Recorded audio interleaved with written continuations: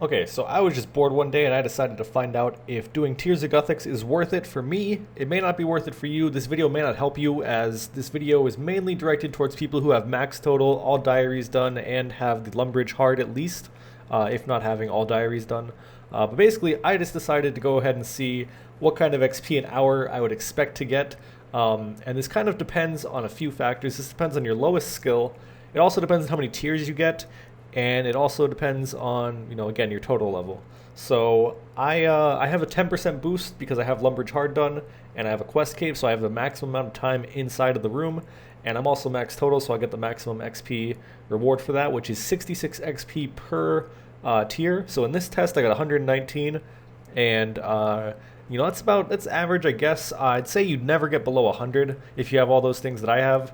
So 7,854 XP. Let's break down the math real quick here.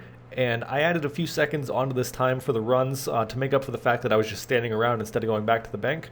So here we go. In about 3 minutes and 20 seconds, I did a full run, including the time that it would take me to bank to get my games necklace, and also to bank to go back to the bank. So that's about 200 seconds per run. So that means you do about 18 runs an hour, which would be, if you were to do the math on that, about 141k an hour XP for my test.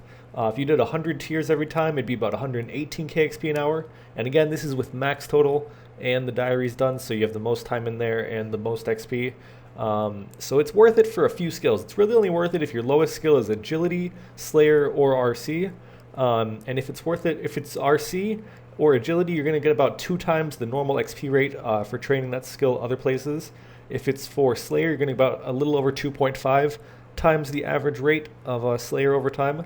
However, because this is limited to once a week, you're only going to be doing 52 of these a year, which is going to be less than 3 hours of actual game time.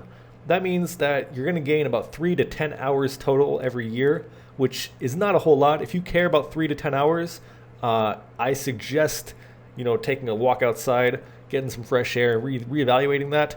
But this is worth it, but just barely. So I'm not going to be doing it. But for those micro efficient people, now you know, get your lowest skill to one of those 3 and then start doing your tiers. That's all I got for you today.